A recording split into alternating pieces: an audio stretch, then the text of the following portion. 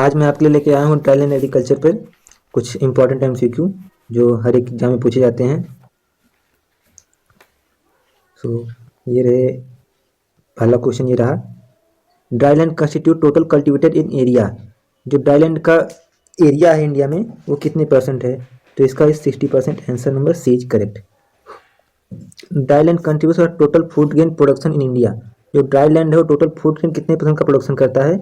तो ये dry land total food grain का 42% प्रोडक्शन करता है। So option is D is correct. Now we are moving on question number third. In dry farming area are area emphasis is on.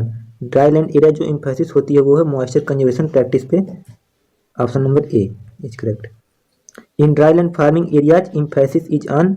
ये question repeat है, same question. In rainfed farming areas emphasis is on. Rainfed farming जो होती है वो, इसका पहला option moisture conservation practice जो dry land का एक फीचर है। ड्रेनेज है, ये जहाँ रेनफॉल अधिक होगी उसके लिए है। Disposal of excess water and rainfed area is for all purpose is use for that. Higher yield of rice could be ensured by adequate supply of which fertilizer at the tillering stage.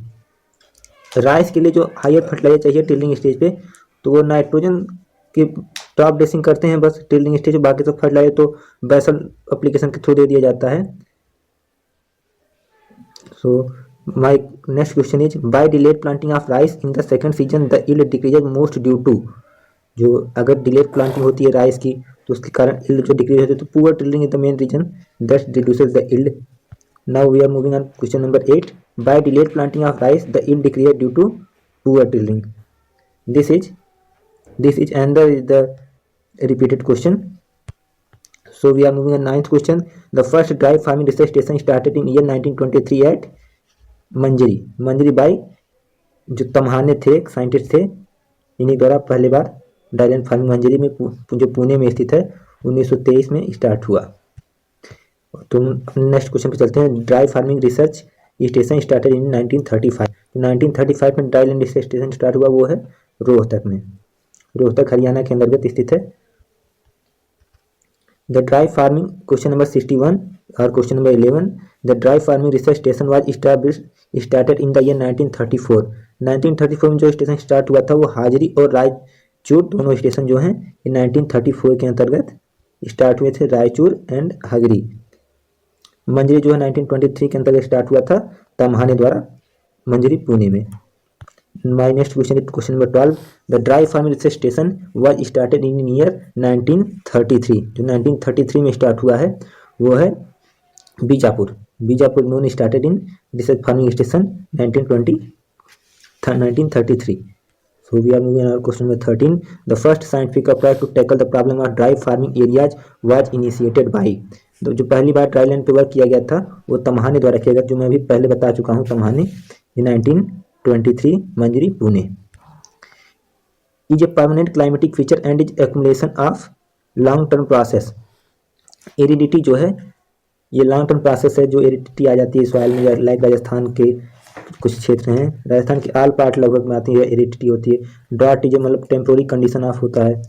And question number 65 is a condition when the actual season rainfall is deficient by more than twice of mean duration is known as drought were defined by actual seasonal rainfall is deficient by more than twice of the mean duration in a drought। how many type drought has been classified? तो drought classified हैं वो 3 type drought classified हैं। drought तो कई type होते हैं, agricultural drought, but major is known as 5 is the answer। agricultural drought, invisible drought, meteorological drought and other hydrological drought। So our types known as 5 types. Sorry for that. And the 5 type drought is has been classified. Which of the following not kind of drought? जो climatic permanent drought है ये भी एक type का drought ही है। Invisible drought है जो humid reason में होता है। सीजनल ड्राट है एंड परमानेंट ड्राट है। Climatic drought is not classified, so it's answer is correct 65। 67 का B answer. My next question is, desert climate is the characteristic of which type of drought. Desert जो climate होता है वो permanent type का एक characteristic है। and sparse vegetation adapted to drought and crop raising only through irrigation during entire period is the characteristic type of drought.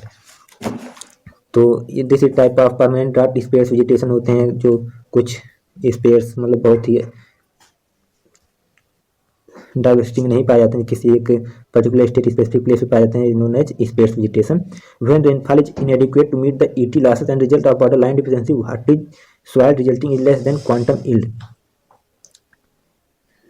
when the rainfall is, so it is the definition of permanent and the time with definition of permanent. So here is many question to permanent drought which and next 71 when annual precipitation is less than the normal over an area of for prolonged period, when annual precipitation is less than the normal over an area for prolonged period is known as meteorological drought. It is meteorological drought. IMD द्वारा एक definition दी गई है when the precipitation or rainfall less than 25% then it is known as meteorological drought. ये भी एक definition है। And question number is 72 or 22 drought due to low air humidity and accompanied by hard dry wind is called atmospheric drought. जब air humidity में moisture कम हो जाता है उसे हम कहते हैं atmospheric drought. Question answer B is correct. Meteorological drought for prolong period with depletion of surface water and consequent dry reservoir. When the जब बात यहाँ पे रिजर्वायर की आती है, लेक की आती है, रिवर की आती है, तो यहाँ पे एक हाइड्रोलॉजिकल ड्राफ्ट हो जाता है। And question number 74 drought due to imbalance between available soil moisture and ET of crop is.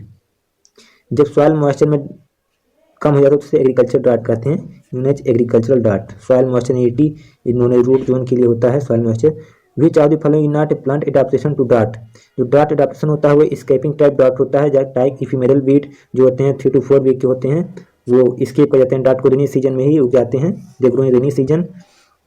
And drought resistance and drought tolerance are the other factor and drought survival not any factor for this. So it is answer number D. सो अभी तक आप हमारे channel पर अगर नए हैं तो हमारे चैनल को लाइक और सब्सक्राइब करना ना भूलें, और अगर अभी बेल आइकन नहीं प्रेस किया है तो उसे प्रेस कर दें ताकि नोटिफिकेशन आपको मिलता रहे। Thank you for watching. Okay.